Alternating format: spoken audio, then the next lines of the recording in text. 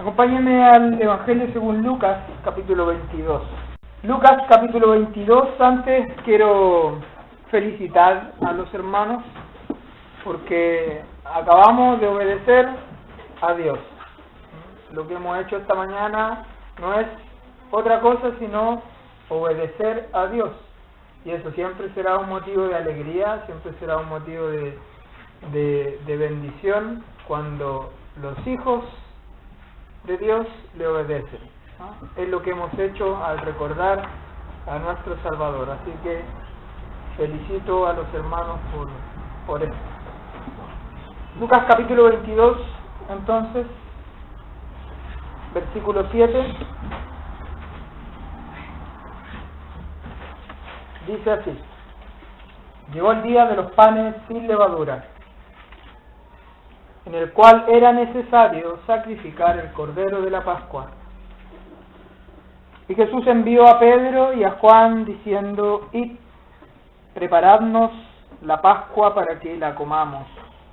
Ellos le dijeron: ¿dónde quieres que la preparemos? Él les dijo: he aquí, al entrar en la ciudad os saldrá al encuentro un hombre que lleva un cántaro de agua.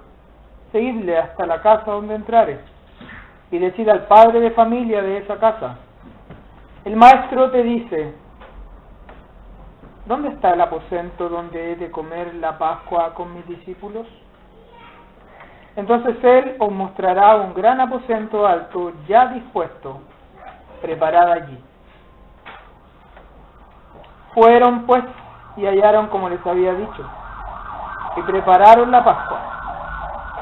Cuando era la hora, se sentó a la mesa, y con él los apóstoles, y les dijo: cuánto he deseado comer con vosotros esta Pascua antes que padezca, porque os digo que no la comeré más, hasta que se cumpla en el reino de Dios. Y habiendo tomado la copa, dio gracias y dijo: tomad esto y repartidlo entre vosotros, porque os digo que no beberé más del fruto de la vid, hasta que el reino de Dios venga. Y tomó el pan y dio gracias, y lo partió y les dio, diciendo: esto es mi cuerpo, que por vosotros he dado. Haced esto en memoria de mí. De igual manera, después que hubo cenado, tomó la copa, diciendo: esta copa es el nuevo pacto en mi sangre, que por vosotros se derrama. Mas he aquí, la mano del que me entrega está conmigo en la mesa. A la verdad, el Hijo del Hombre va según lo que está determinado, pero ay de aquel hombre por quien es entregado. Entonces ellos comenzaron a discutir entre sí quién de ellos sería el que había de hacer esto. Hasta aquí por el momento. Que el Señor siempre esté añadiendo su bendición al meditar en su palabra. Quiero ver algunas cosas, ya que hemos recordado al Señor, ya que hemos obedecido su mandato. Quiero ver algunas características usando este pasaje de la manera que tiene Dios de hacer las cosas. Quisiera partir diciendo algo que quizás sepan o quizás no, tal vez no lo encuentren tan relevante, tal vez sí, pero quisiera partir diciendo que el Señor no improvisa. El Señor nunca improvisa. El Señor es cuidadoso. El Señor es bastante detallista. Y lo vemos a lo largo de toda la Escritura. Yo pensaba, me hacía una pregunta, ustedes saben que a mí me gusta hacerme preguntas, y decía: ¿el Señor podría haber creado el mundo, el universo, todo en realidad, en un solo día? Sí lo podría haber hecho. En un solo día De hecho, pienso que ni siquiera lo hubiese tomado un día. Su poder es infinito y Él podría, con el solo poder de su palabra, haber creado en un mismo instante absolutamente todo.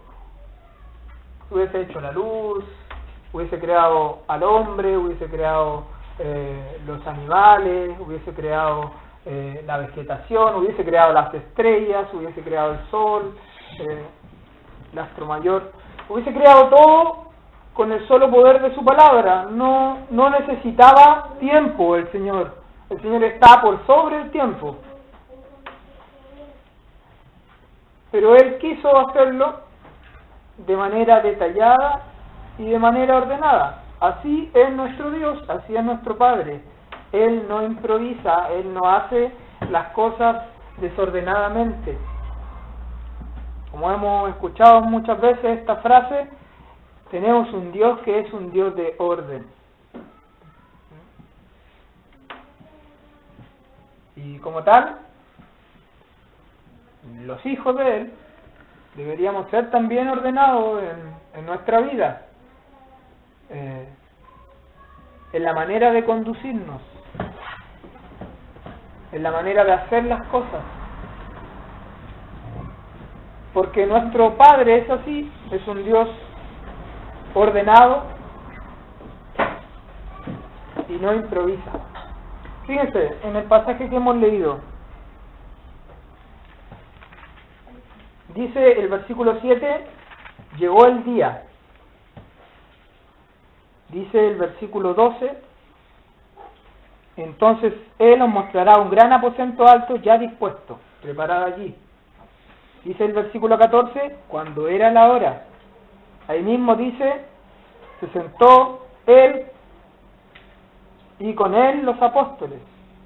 Y dice el versículo 19 y 20 que tomó el pan y luego tomó la copa. Todo ordenadamente. En el día que debía hacerse, a la hora que debía hacerse, en el lugar que debía hacerse, con quiénes debía hacerse y qué debía hacerse. Todo hermosamente ordenado. Todo hermosamente ordenado.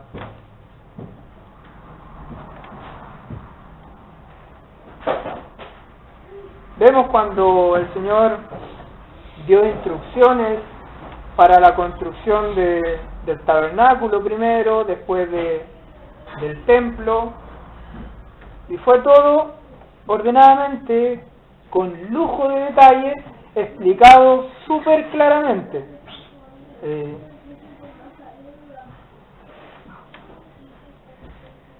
Lo que Él hace, lo hace de esa manera,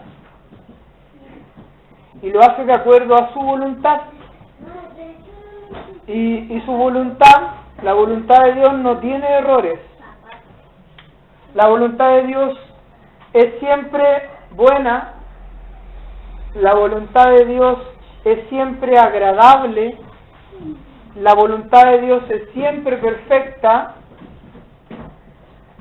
Y escuchen, la voluntad de Dios es siempre exacta. No hay errores en lo que Dios quiere y en lo que Dios busca, en lo que Dios hace. No hay errores. Dios no se equivoca en absoluto. Y por eso yo le felicitaba al principio, porque es la voluntad de Dios que su pueblo, que sus hijos, participen de lo que hemos participado hoy día. Y que de acuerdo a esto le obedezcan. Pero esto es solamente un aspecto de la voluntad de Dios. Yo he escuchado muchas veces que se ha enseñado, yo mismo lo he enseñado, que la voluntad de Dios no es incierta.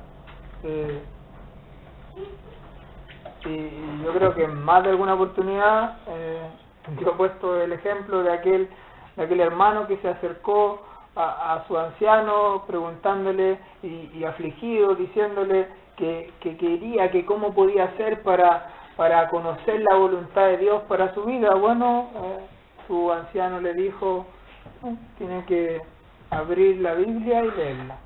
Ahí está la voluntad de Dios. Y es exacto. Lo que Dios quiere para su vida es algo exacto. Dios no lo va a dejar en la incertidumbre con respecto a algo. Dios lo muestra claramente. Ahora, no es que Dios, si yo me pregunto, pucha, ¿tengo que ir o no a este lugar? Y va a aparecer en la nube unas letras que dicen sí, hazlo. No, esa no es, así no es, no malentendamos, eso no es la voluntad de Dios.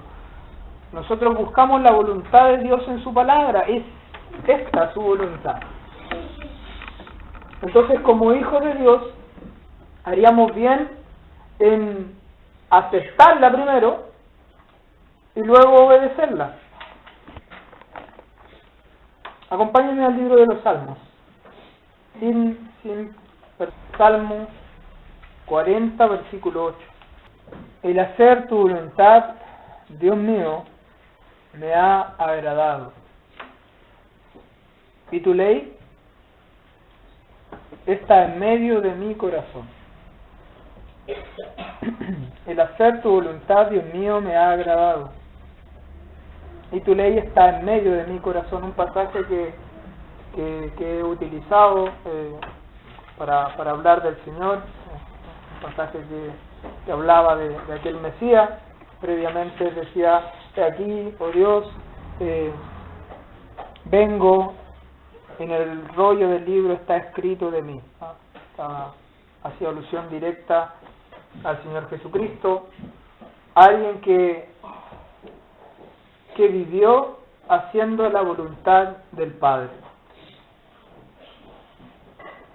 Y saben, cuando uno entiende lo que yo mencionaba hace un momento, cuando uno entiende que la voluntad de Dios es agradable, es buena, es perfecta, es lo mejor para nuestra vida y que es exacta, no hay ningún, pero absolutamente ningún temor en aceptarla y en hacerla.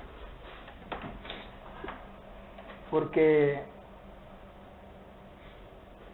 qué padre que su hijo le pide pan le dará una piedra. Dios no quiere nada malo para nuestras vidas. Por eso Él instituyó esta reunión hermosa de la cual hemos participado. Yo, egoístamente pensando, decía, me tiene que querer mucho el Señor, porque el Señor sabe que yo soy súper olvidadizo con algunas cosas. Entonces probablemente si el Señor no hubiese dejado esta reunión para que domingo tras domingo yo como hijo de Dios le recuerde, probablemente lo habría olvidado en más de alguna oportunidad, egoístamente hablando, ¿no? Pensando que Él lo hizo para mí. Sé que no es así, pero el Señor solamente busca que nosotros disfrutemos al estar en su voluntad. Dígame si no es hermoso, no es gratificante, no hay gozo cuando nos reunimos en torno a esta mesa y podemos participar de estos símbolos que nos ayudan a recordar la obra de nuestro Señor. A veces llegamos con un montón de pensamientos en nuestra mente, con un montón de preocupaciones, pero en realidad estar en la presencia de Dios, hacer su voluntad, obedecerle, recordando al Señor a través de estos símbolos, da una paz, da una tranquilidad, da un gozo, porque así es la voluntad de Dios.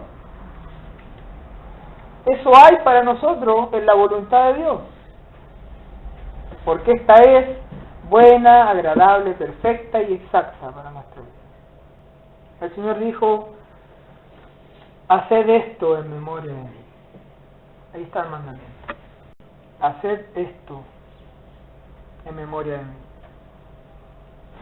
Y es hermoso ver como en el versículo 15 del capítulo 22 de Lucas, el antes de instituir aquellos símbolos,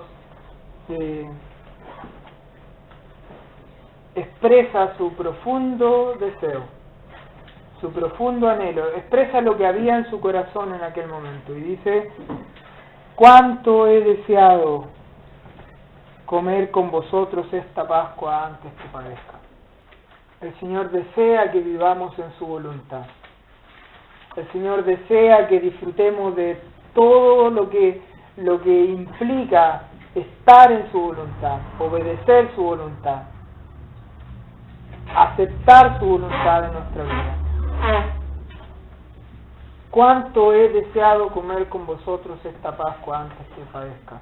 El Señor estaba abriéndole su corazón a los apóstoles. El Señor estaba manifestándoles qué es lo que había en su interior, cuál era su profundo anhelo. Y hermanos, cuando nosotros abrimos la Biblia, cuando nosotros abrimos la Escritura y vemos lo que en ella hay para nosotros, lo que la palabra de Dios nos dice, no estamos haciendo otra cosa sino ver el corazón de Dios, hermano. Ver lo que Dios anhela en su corazón para nuestras vidas. Eso fue lo que hizo el Señor en aquel momento allí en el aposento alto. Les abrió su corazón, les manifestó su deseo, y es eso lo que vemos nosotros cuando abrimos su palabra. Vemos el corazón de Dios, el deseo de Dios para nuestra vida. Queremos conocer qué es lo que Dios siente con respecto a nosotros, qué es lo que Dios piensa con respecto a nosotros, qué es lo que Dios busca con respecto a nosotros. Queremos conocer su corazón. Aquí está, hermano. Aquí está. Y su deseo es agradable, bueno, perfecto y exacto para nuestras vidas. Versículo 22, para ir terminando, dice: a la verdad, el Hijo del Hombre va según lo que está determinado.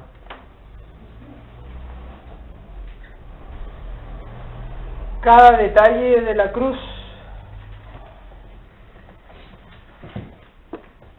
cada detalle de la obra que el Señor consumaría, que el Señor llevaría a cabo,